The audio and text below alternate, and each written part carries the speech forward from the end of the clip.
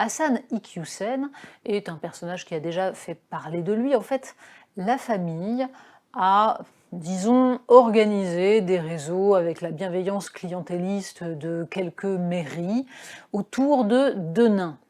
Et ça permet à ce charmant monsieur de tenir des propos franchement pas très progressistes, hein, pas très compatibles avec le discours du PES par exemple. C'est pas extrêmement féministe ni inclusif, on serait plutôt sur l'antisémitisme et l'homophobie. Il est évident qu'en tant que musulman,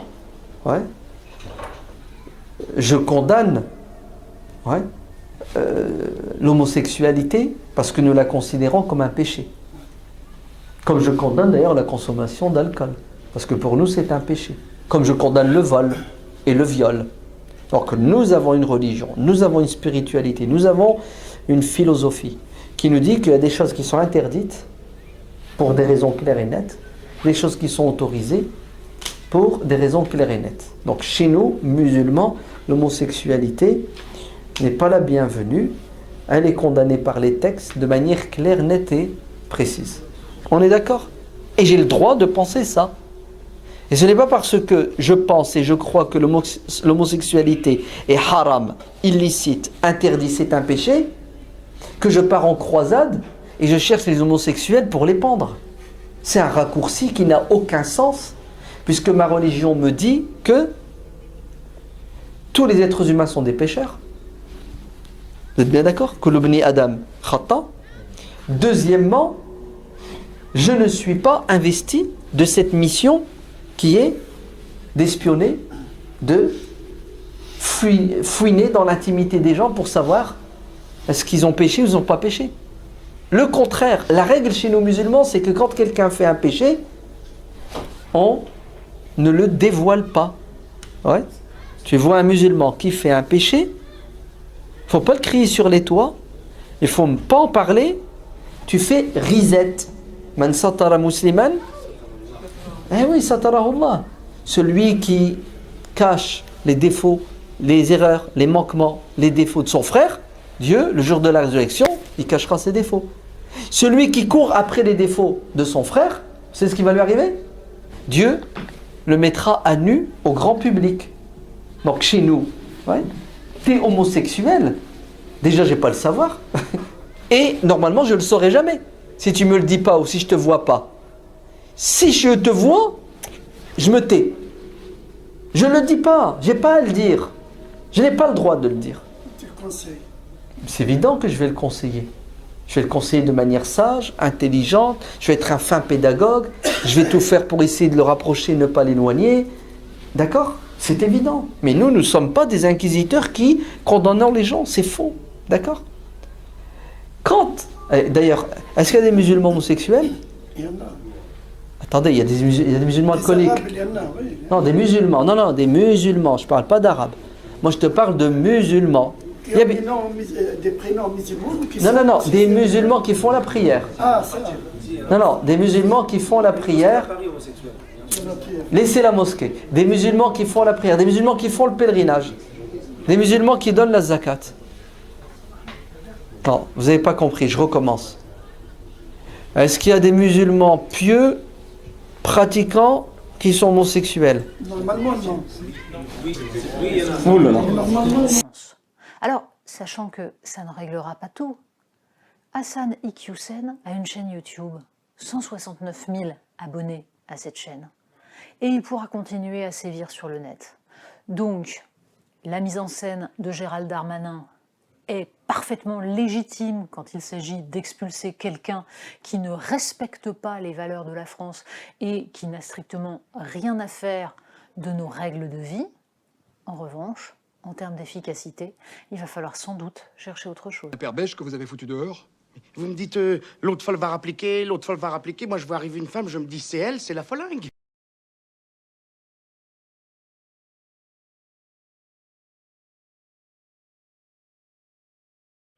Donc le frère dit que Dieu dit, et en vérité, ce que tu as dit, c'est pas Dieu qui l'a dit.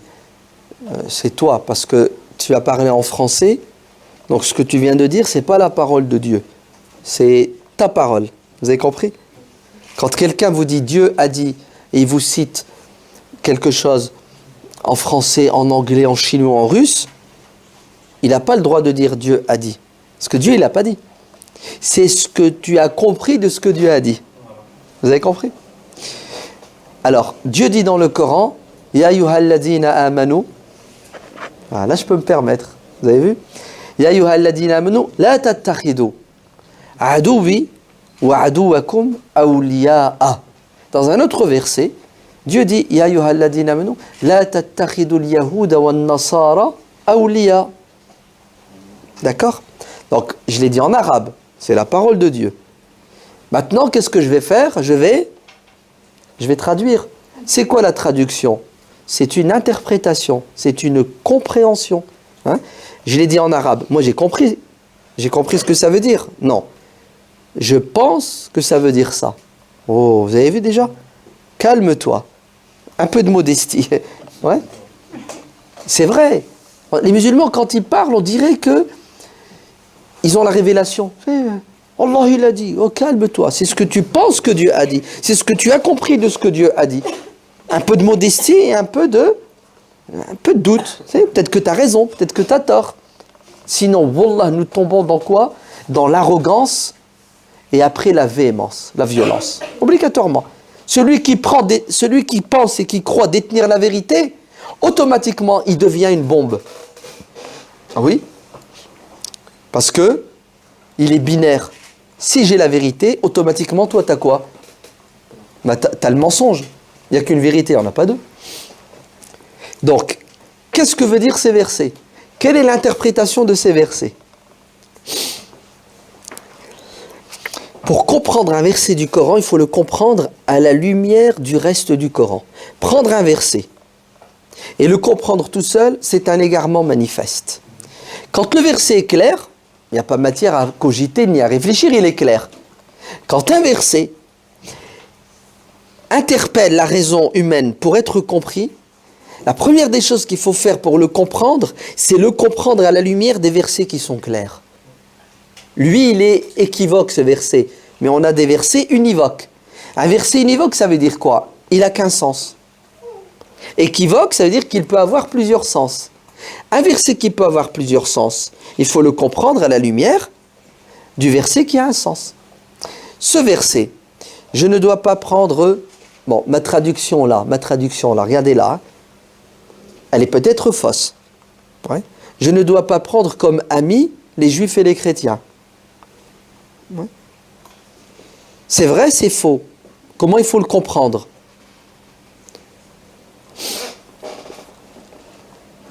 Regardez bien. Dieu dans le Coran nous parle de 3 types de personnes.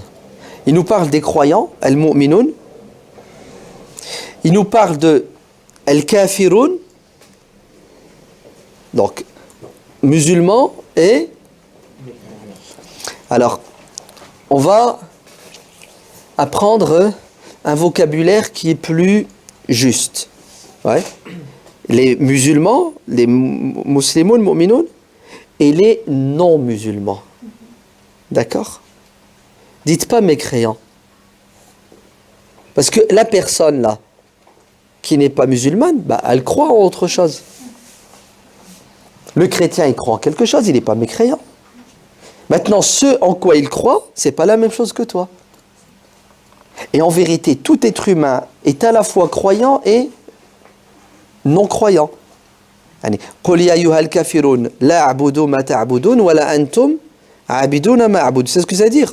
Ô toi qui n'es pas musulman, je n'adore pas ce que tu adores, et toi tu n'adores pas ce que j'adore. Même la shahada, quand vous dites la ilaha, c'est ce que vous venez de faire. Vous venez de mécroire. Avant de croire, il faut d'abord mécroire. Allez, avant de dire illallah, tu dois d'abord dire je ne crois pas en. Tac, tac, tac, tac. Et je crois en. Vous avez compris? Donc nous sommes tous des mécréants et des croyants. On mécroit tous en quelque chose pour croire en autre chose. Regardez Dieu ce qu'il dit dans le Coran. Il dit Ya ahl al-kitab, aux gens du livre. Pourquoi il les a pas appelés aux mécréants? Alors que dans l'absolu, le juif et les chrétiens, ils ne sont pas musulmans puisqu'ils ne croient pas au prophète Mohammed alayhi salam. Vous êtes bien d'accord? Mais regardez comment Dieu va utiliser une formule qui a un objectif clair et net. Il ne va pas leur dire « ô mécréants ». Il leur dit « ya ahl al-kitab », ô gens du livre.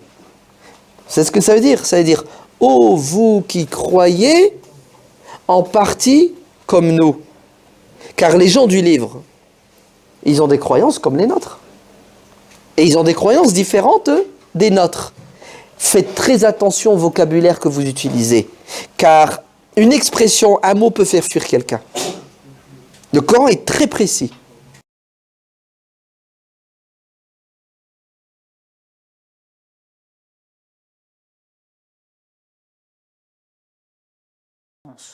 Alors, sachant que ça ne réglera pas tout, Hassan Iqiyoussen a une chaîne YouTube, 169 000 abonnés à cette chaîne.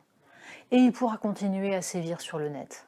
Donc, la mise en scène de Gérald Darmanin est parfaitement légitime quand il s'agit d'expulser quelqu'un qui ne respecte pas les valeurs de la France et qui n'a strictement rien à faire de nos règles de vie.